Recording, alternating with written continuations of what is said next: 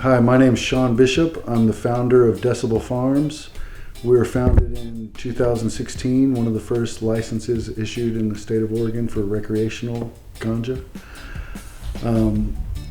The genesis of Decibel Farms was founded on a dissatisfaction of the waste and insustainability of the ganja culture that I was growing up in, as far as indoor lighting and inorganic nutrients and the salts. And so I thought, what if we made a company based on soil biology, land stewardship? What if we made the best decision at every opportunity we could? And that has been the philosophy we've married since day one at Decibel Farms. So it's a hard road. I paint myself in the corner a lot for having to get the right type of packaging or the right type of nutrient, the right type of effort internally and externally with the community to make sure that we're as sustainable and stewardship leading as we could possibly be. So you've won, your brand has won more trophies at our events in 10 years than any other company. It's over 20. Which is sad. I should have had the exact number on me. What do you attribute that to? The team. Since day one, I've tried to surround myself with humans that are better or smarter than me at all the aspects that we do. And they have been hardworking, focused, culture-oriented, just really the quality of the product that we put out is the first standard in a long line of standards. But I think we attribute it to basically my magnificent team. I'll give them all the credit. When it comes to the pain points of what it takes to create first place winners or podium acknowledgement, hunting genetics, I would say, would be the second most important aspect of what we do. But again, that takes a team. Spreadsheets and noses and taste buds and analysis of cultivation styles of certain genetics. When we notice something special, we keep it and promote it in our company for years to come. So I would say teamwork and genetics make trophies. Yeah, and I'm going to add to that because I know you're humble bumble over here, but every team needs a good leader, and I've personally seen your expertise in pheno hunting, and I think you've that passion for that has been at least Passion's part of probably your ways success. up there, yeah. Yeah, absolutely. So let's start with kind of the legacy questions. The first question, and some of this stuff is going to overlap, and that's okay. But the first question as far as legacy is what does legacy mean to you, and then what is the legacy of Decibel? Well, legacy for me is a word about what you're going to leave behind after your effort is completed. And so my effort started in the black market 30 years ago plus, and so in today's modern cannabis culture, I would say by default, I am a legacy grower by definition. I think the stewardship and the sustainability is the approach that's going to give us a qualitative assessment that will be worth putting the word legacy on for me personally and for my team. What's your personal legacy? What's Shawn's legacy? Love, baby. Awesome, great answer. Yeah, I just want to give back. I want to make sure that all the good things that have happened in my life are represented to others. Yeah. Awesome. Now, as far as E for ethics, what are your ethics? I mean, you've already kind of talked a little bit about it, but what are the ethics for Decibel as far as in the production of cannabis for people to consume? That's a good question. Ethics are very important to us when it comes to, from the beginning, when it comes to cultivation. We got a field out here. that field's on land that's precious to me. That's our Oregon terroir. That's everything that we put on our ground leads into our river system, leads into our community and our fisheries and our culture. And so the ethics start with a fundamental sense of stewardship, and then they lead themselves into the next phase is manufacturing. So how we source our packaging and how sustainable that packaging is, and then how we treat the humans that are responsible for creating all of those things, from farming to creating products to managing the humans that are doing all that, to then the rest of the community that we wind up selling to a store, driving it around, dropping it off, collecting payment. Those need to be good, compassionate communication relationships. And then the final product is the Oregon consumer. So we have a huge standard and deal to uphold with them. We want to give them think about a human that goes into a store, has to work a 40-hour week and feed their own children and roof themselves and clothe themselves, and then they're going to pay their hard-earned money for something that you've created. You better have created something that's worth that. And so that's where the end of our ethic train lands, is with the Oregon consumer, and we want to just uphold our standard and promise to them that we will always have healthy, clean, organic, beautiful, high quality, delicious, tasty product. That's pretty much the story of our ethic. Awesome. Now growth is the next one, and I've watched you guys obviously grow. I think off camera you're saying you have what, three different sites? Yeah, we have 3 farms right now. I'm building a 4th this year. Wow. How would you describe in a short snippet about your growth, your personal growth, as well as the growth of the company over the years? Well, they are parallel, aren't they? Growth is one of those things that's very hard with the economics, but very imperative with the future. So we just try to not sacrifice too much of the now for the future, but enough of it to make it worth it. Same for my personal growth. I try to maintain a happy balance of work and family while making sure that I'm putting one foot in front of the other and moving forward with positive momentum. And aggressive is the wrong word, but we want to maintain momentum. Relentless, yeah, that's a good word for it.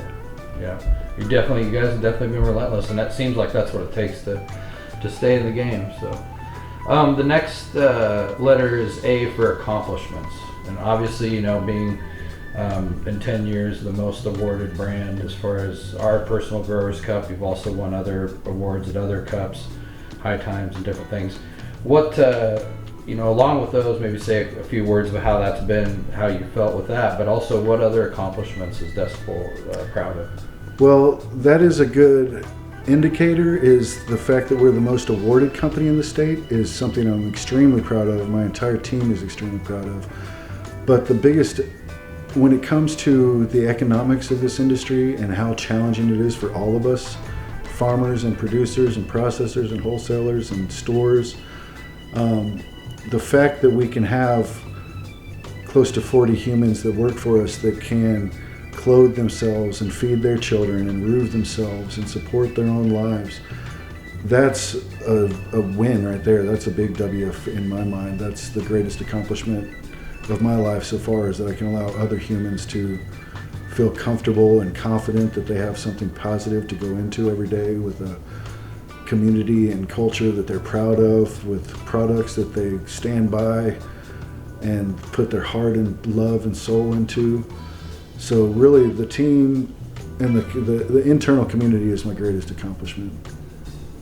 Well, that's funny you used the word community in that last sentence, because that's the next letter is C, and the question really is, what does cannabis community mean to you, and how does Decibel engage with the cannabis community? Oh, that's a good one. Community is a very high ideal for what Decibel represents, because I was raised in the ganja community. I was, barely post-pubescent when I started becoming a cannabis consumer and in the game. And since that time, it's always, the cannabis culture and community has always given so much to me, whether it's friendship, a sense of family, a brotherhood. That's why we give to the Oregon Growers Cup cuts for free every year, is because I want to make sure if I find something special, we don't hold it close to our chest, but I want to give it back to the community and say, hey, this plant is for everybody. This plant's not my plant. And so community is very important. And I'm very proud of the Oregon cannabis cultivation community and the connoisseur community. We have something very special here in this state, and I'm just lucky to be a part of it. So whatever I can do to give back to it, I'm lucky to do so. Yeah, I agree. Both me and you have seen the lack of cannabis community in some states, or the little amount of it, and we are lucky to be kind of sometimes drowning in it over here. So that's awesome. Excuse me. The last question is about you and also the company, but we haven't talked about it yet, but you've gone through some personal health stuff in the last what was it, started 2 years ago? It's been now. I had symptoms for 3 years, and it took me till last year to deal with it. Okay. And actually, the anniversary of my first surgery is coming up October 19th. I had brain surgery last year, which was the reason I had my first missed Oregon Growers Cup. But I got about a golf ball sized brain tumor pulled out of the center of my head, and I've been on a healing journey ever since. That's why I have my taped up glasses, because I have double vision left over. Wow. It's been a wild ride. It's been challenging, but I don't know if I would trade it for anything because of how much love I've learned to receive. As I'm a father and a business owner with 30 to 40 employees, so I'm always a nurturer and provider. And so to learn how to be a receiver, I didn't realize that was something that I needed to partake in, but it was extremely important, and I cherish every minute. When I see people I haven't seen in a while, they give me the biggest, deepest hug that they've ever given me in their life, because they're so happy that I'm alive. Right. And I was like, that's a special thing. It is. So I'm pretty lucky, not just to be a survivor of it, but to have gained whatever wisdom I'm going to get from having gone through it. So all in all, it was a very positive, terrible brain tumor. Yeah, and I wanted to interrupt you there, because when I haven't seen you in a long time, and I rolled up here and I even said, hey, film this, because I haven't seen this guy in a long time. I want to give him a big fat hug. So it's so good to see you. It's great to see you too, man. And to see that you've, you have been doing great with the interview and giving us amazing insights. I actually like the way that you verbalize a lot of the stuff that makes it easy to understand and let people reflect on. So turning it, and you're obviously in recovery and you're getting better and working through all that.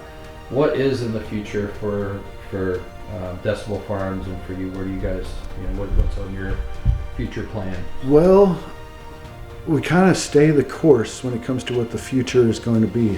Like we're doing a massive genetic hunt right now, which is something that I'm addicted to, which is really sad for my team. They have so much work to do in spreadsheets, and the hunt itself is going to be astronomically challenging when it comes to the extracts and the flower and the taste and the smell and the cultivation notes, and compiling all that data to be the next round of genetics that we prize and cherish.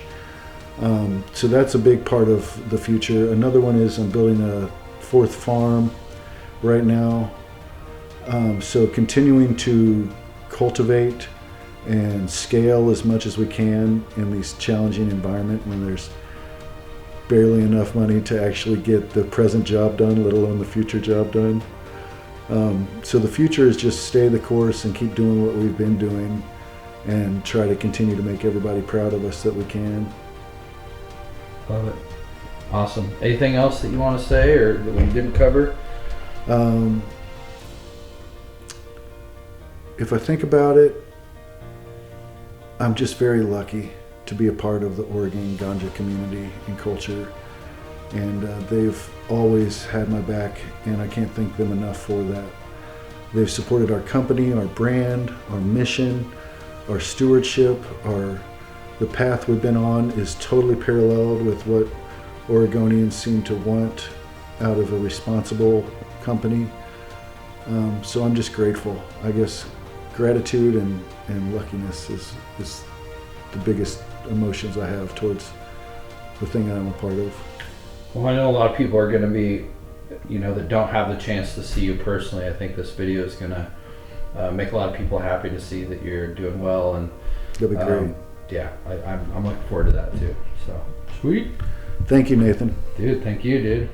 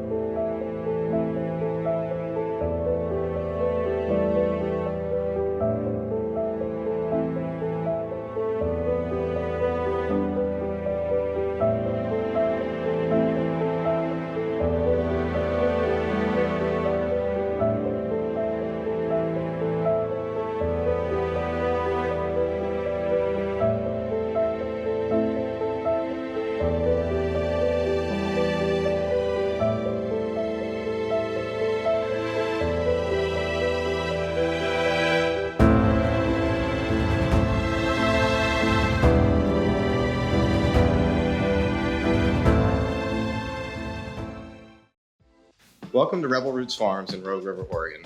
Here we craft cannabis products for all different types of people in all different varieties.